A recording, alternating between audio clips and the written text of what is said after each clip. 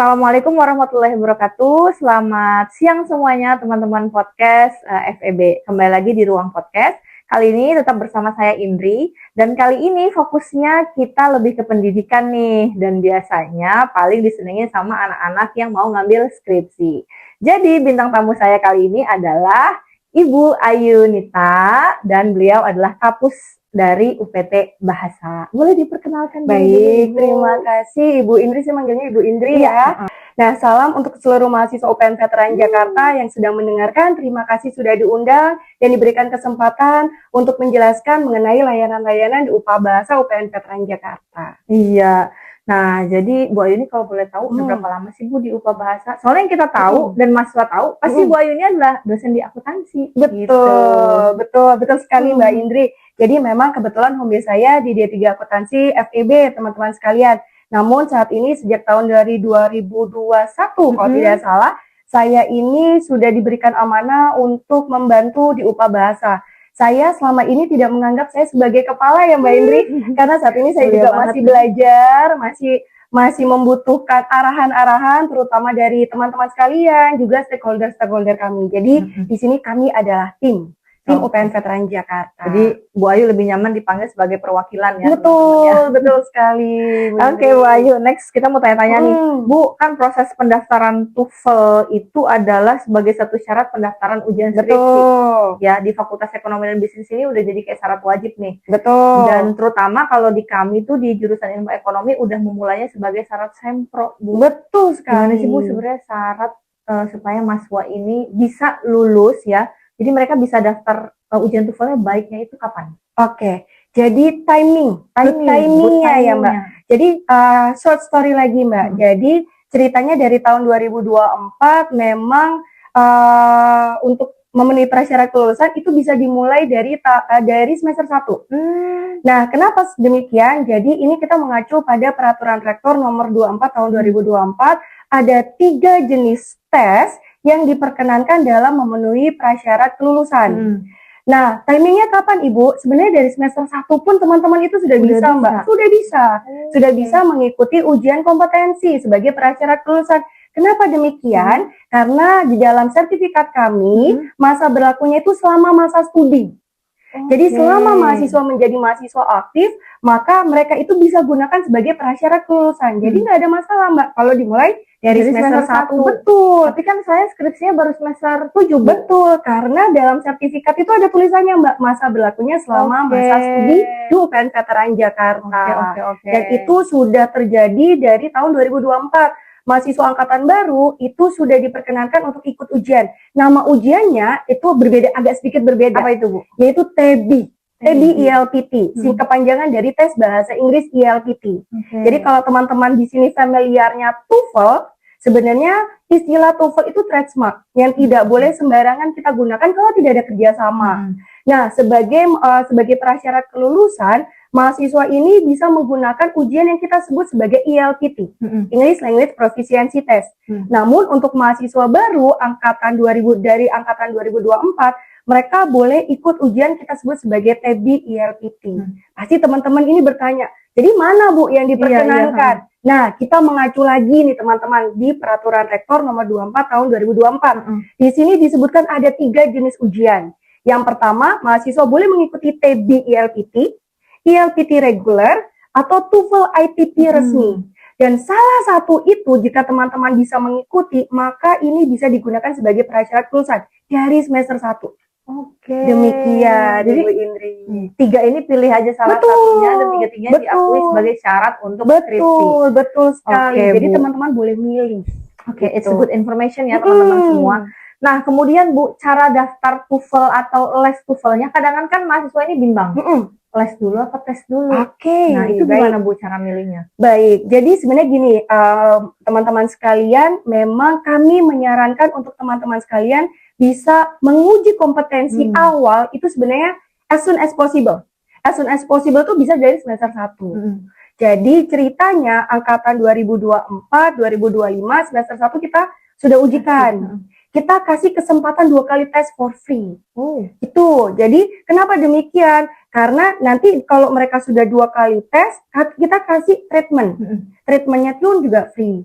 Lalu setelah itu, kapan Bu waktu yang tepat untuk tes atau kursus? Memang di semester 1. Namun teman-teman ya paling lama saja nggak perlu semester 1, misalnya semester 3. Semester 3 itu buat saya itu adalah good strategy. Kenapa demikian? Pada saat kita di semester 3, paling tidak kita sudah mengetahui kompetensi awal kita terlebih dahulu. Jadi buat basic kompetensi kita sudah di level berapa sih kita? Karena kan di TOEFL sendiri itu kan ada beberapa level ya Mbak ya. Jadi kita bisa mengetahui sebagai dasar kemampuan kita. Kalau kita ujian sudah 2 kali, nah paling tidak di semester 4 kita bisa ikut kursus gitu. Jadi kenapa nggak di semester 5, 6 atau 7? Itu strategi yang salah sebenarnya. Kenapa? Karena tipikal mahasiswa itu pasti last minute. Berpikirnya orientasinya memenuhi dulu nih semua prasyarat kuliah atau matkul kuliah, baru nanti prasyarat pendukungnya entar dulu gitu ya. Entar so aja gitu ya teman-teman sekalian. Nah itu salah. Kenapa? Karena bayangkan di semester 6 kalian sudah magang, semester 7 sudah fokus ke skripsi. Berarti ya salah satu strateginya semester 3 berarti kalian harus mengukur kompetensi awal kalian dulu. Kalau belum lulus juga bisa di semester 4 nih. 4 kursus gitu. Betul. 4, 5 pun menurut saya udah minit ya. Jadi biar nggak dadakan, karena kalau semakin lama semester khawatirnya nanti kalian akan panik. Yang namanya kompetensi, jangankan kompetensi bahasa Inggris ya Mbak, UTS sama UAS aja kita butuh proses. Nah, mahasiswa ini jangan sampai last minute SKS gitu kan. Karena yang namanya ujian itu butuh proses. Prosesnya ini yang harus kita well prepare kan. Iya. Nah, Bu, tadi berarti kalau misalnya dia dari semester 1 tuh udah free ya, teman-teman. Semester 3 dikasih free lagi dong. Oh, enggak, beda lagi Mbak. Aja. Jadi gini Mbak, ya untuk yang free itu kita sebut sebagai TB ILPT. Jadi kita punya 2 tes. TB ILPT 1 itu di semester 1. Kalau mereka belum lulus, kita akan kasih treatment. Treatmentnya nih free course, 1 hari full. Jadi tips and tricks gimana bisa lulus, nanti ada latihan soal. Nanti mereka dikasih kesempatan di TB ILPT 2. Belum lulus juga, bagaimana Bu? Maka yang seterusnya itu harus berbayar. Itu teman-teman sekalian. Jadi kesempatan teman-teman sekalian untuk free itu hanya 2 di TB ILPT 1 dan TB ILPT 2 dan kursus 1 hari. Bu, kalau dia nggak ikut kursus, tiba-tiba dia mau ambil lagi kesempatan gratisnya, bisa Bu? Nah, ini prosesnya Mbak. Jadi analogi kami itu seperti ini Mbak. Kita menyiapkan amunisi yang baik bagi mahasiswa yang belum lulus. Jadi kalau TB ILPT 1 mereka belum lulus, kita kasih treatment. Treatmentnya ini untuk bisa dipersiapkan di TB ILPT 2. Harapan kami demikian. Jadi, kalau mereka sudah kami latih, maka kami akan kasih kesempatan mereka di ILPT. Dan lumayan skornya itu dari data kami yang terkumpul, pelatihan ini cukup membantu mereka untuk lulus di TB ILPT 2, Mbak. Kami khawatir kalau mereka langsung jump ke TB ILPT 2, bagaimana preparationnya? Apa yang menjadi kebimbangan kami ini terpenuhi atau tidak. Berarti memang tadi si short course-nya itu jadi persyaratan ya, betul, Bu, ya? sebagai untuk melakukan atau mengikuti TB ILPT 2. Kalau TB ILPT 2 belum lulus, maka kalian akan dikenakan atau mengikuti ILPT regulernya. Ini baru berbayar, nggak mahal kok Mbak. Mendingan ikut TB ILPT Mbak, hanya 75.000 bagi mahasiswa UPN Veteran Jakarta. Nah Bu, tapi kan tadi Ibu sampaikan kalau itu yang ngikutin jalurnya on track ya, dan itu khusus untuk 2024 ya. Betul. Nah ini 2023 kan belum ada kebijakan tersebut. Betul. Sekarang tuh mereka mungkin mau masuk ke semester 6. Betul. Jangan-jangan masih ada yang belum ada TOEFL nih. Betul, itu tadi. Nah, gimana caranya daftar kursusnya? Baik. Jadi layanan kami itu untuk pendaftaran dan pembayaran dan seluruh informasi ada di website kami di upabahasa.upnveteranjakarta.upnveteranjakarta.ac.id. Itu ada teman-teman sekalian. Nah, seluruh jadwal itu sudah terlampir. Kalau misal pendaftarannya di mana, Bu? Pendaftarannya juga di sana. Dan kebetulan sudah kami usahakan user friendly. Jadi seluruh fungsi-fungsi dalam website kami itu sudah transparan dan ya kalau bisa cukup bisa dipahami oleh teman-teman. Itu yang pertama. Atau bisa mengikuti di IG kami. IG kami pun juga dengan username yang sama Mbak, yaitu upabahasa.upnvj. Nah nanti tinggal di track aja teman-teman. Karena di IG ini kita tidak hanya jadwal pendaftaran saja, tetapi kadang-kadang kita tuh memberikan course gratis, Mbak. Di tahun ini saja itu kami punya 2 course gratis, yaitu Japanese course dan French course. Ya, short course ya Mbak ya, hanya 5 sesi. Tapi seluruh informasi terlampir di sana, Mbak. Jadi wajib banget kayaknya nih ya follow untuk Instagram biar tahu ya info atau datang gratis ke UPA Bahasa di gedung RA Kartini lantai 2. Nah, oke teman-teman. Selanjutnya lagi ada pertanyaan mahasiswa tuh yang sering banget, Ibu. Saya udah daftar les, tapi saya belum dapat kelas. Baik, betul. Jadi sebenarnya layanan kursus kami itu cukup cukup menarik sebenarnya.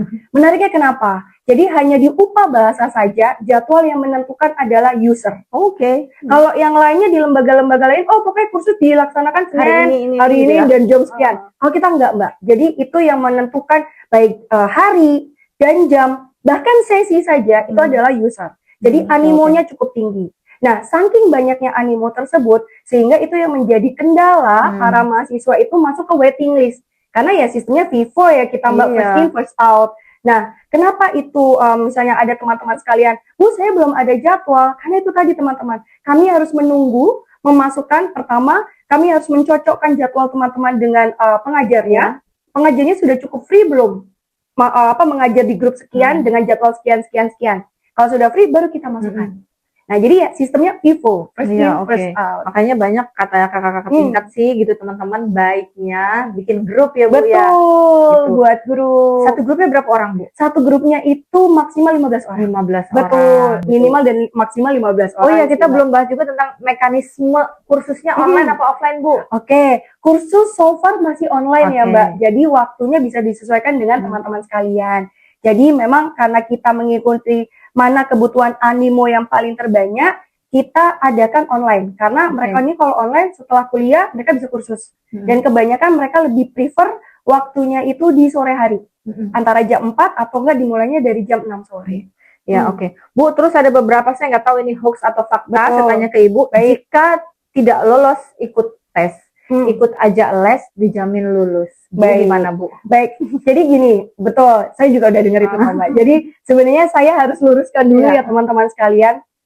Kursus itu sama seperti kita kuliah. Kenapa seperti kuliah Bu? Karena ada 48 jam yang kita harus ikuti dalam pembelajaran tersebut. Nah, apakah itu akan menjadi jaminan teman-teman untuk lulus? Kita pastikan iya. Kenapa demikian? Karena teman-teman sudah melalui proses tersebut ya. Satu. Dan yang kedua, proses yang kedua itu adalah ujian. Kita ada final test dan ada remedial test. Remedial test inilah yang kami akan sesuaikan kemampuan teman-teman sesuai dengan kemampuan teman-teman pada saat kursus.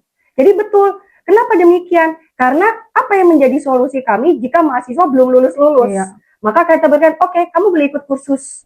Kursusnya boleh ada 2 opsi, boleh di luar, boleh di UPN. Tapi kalau di luar, harapan kami dengan kemampuan teman-teman yang sudah meningkat, kembali ke kami ikut ujian internal.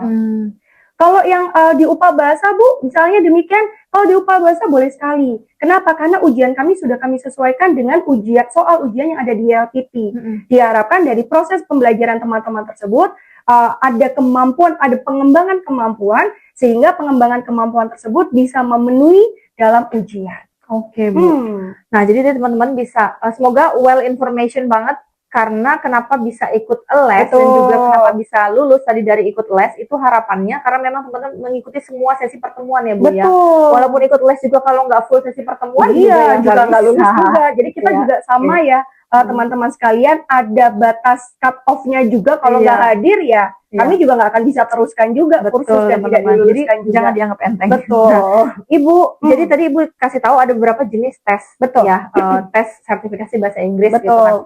Mana yang bisa hanya dipakai di UPN, tapi mana yang mereka bisa pakai nanti saat daftar kerja atau mau ngelamar di kantor lain di luar negeri maksudnya, kantor lain di luar negeri gitu. Di luar negeri ya Mbak ya?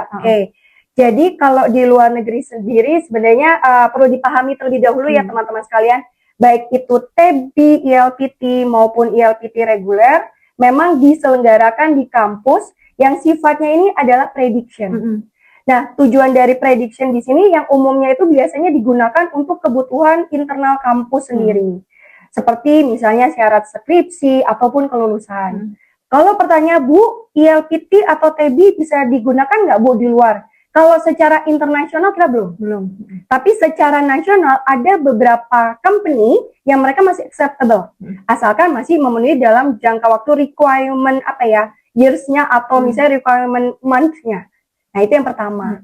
Terus mana Bu yang bisa digunakan untuk sebagai prasyarat kelulusan atau kita mau mendaftar beasiswa atau mau sekolah keluar? Commonly untuk universitas luar negeri itu mereka cukup variatif ujiannya. Mereka acceptable TOEFL IBT atau IELTS kan demikian ya Mbak, sesuai dengan universitas yang bersangkutan. Namun di UPA Bahasa kita punya layanan Mbak, layanan resmi TOEFL ITP. Kebanyakan ada sebagian besar mahasiswa atau bukan mahasiswa, peserta kami TOEFL ITP itu menggunakan sebagai pendaftar prasyarat pemenuhan prasyarat beasiswa. Salah satu contohnya Fulbright, terus LPDP, itu banyak sekali Mbak, dan itu bisa digunakan sebagai prasyarat untuk pemenuhan beasiswa tersebut, TOEFL ITP. Bisa nggak Bu digunakan untuk beasiswa atau sekolah di luar negeri? Ya kembali lagi kebutuhan dari institusi atau entitas setempat, mereka butuhnya apa. Tapi biasanya kalau di luar negeri itu commonly atau regularly itu biasanya kalau nggak TOEFL ITP, TOEFL IBT atau nggak IELTS. Iya. Betul teman-teman, jadi banyak banget informasi tentang jenis-jenis TOEFL. Jadi buat teman-teman semua yang pengen melanjut sekolah atau tadi mau coba daftar beasiswa, mau kerja juga di perusahaan luar negeri, sebenarnya masih bisa ya gitu kita pakai, asal memang gitu kantornya atau tempatnya nanti mengakui ya skor TOEFL yang ada dari kampus UPN Veteran Jakarta. Betul sekali. Oke, nah terakhir Ibu penutupan, kasih dong tips ke teman-teman mahasiswa gimana sih caranya biar punya kemampuan berbahasa Inggris dan juga tadi setidaknya bisa lolos skor TOEFL Ibu. Oke, jadi baik sebenarnya sih gimana ya, pesan saya tuh cukup sederhana ya teman-teman. Jangan jadikan seluruh kompetensi, karena ini di sini saya mewakili UPA Bahasa, lebih tepatnya adalah kompetensi bahasa Inggris itu sebagai beban terakhir teman-teman sekalian. Jadi jadikan ini sebagai investasi jangka panjang. Kenapa demikian? Karena kompetensi bahasa Inggris itu bukan hanya sebagai pemenuhan prasyarat kelulusan, tetapi juga bisa untuk beasiswa, pertukaran pelajar, peluang kerja, maupun untuk masa depan secara profesional. Tipsnya apa Bu? Supaya kita bisa berhasil, intinya adalah konsistensi. Jadi sama seperti kita berolahraga. Untuk kita bisa jadi expert atau profesional, maka kita harus memulai sedikit demi sedikit. Sama seperti ujian kompetensi bahasa Inggris. Benar-benar. Kita harus latihan. Kalau kita tidak bisa dalam waktu yang dekat kita sudah expert, itu tidak mungkin teman-teman. Jadi mulailah sedikit demi sedikit untuk latihan, intinya latihan dan konsistensi. Maka itu sudah menjadi salah satu kunci untuk teman-teman sekalian bisa mengikuti uji kompetensi bahasa Inggris. Dan jangan tipikal buru-buru Mbak. Karena kalau teman-teman sekalian menganggap, saya sudah expert nih, saya pasti tahu tentang bahasa Inggris mana sih ya. Kami tahu teman-teman sekalian kalau dengeri podcast bahasa Inggris sudah bisa ya. Tapi kembali lagi, IELTS ini General English. Kita punya beberapa tips and tricks buat teman-teman sekalian yang tidak langsung bisa teman-teman bisa, tapi perlu dilatih. Iya, betul. Jadi sebenarnya good point-nya yang dari Bu Ayu sampaikan tadi adalah jangan dijadikan beban ya untuk bahasa Inggris ini, dan tetap terus berlatih. Yang namanya komunikasi ya kalau nggak dipakai buat komunikasi nggak bisa lancar gitu teman-teman.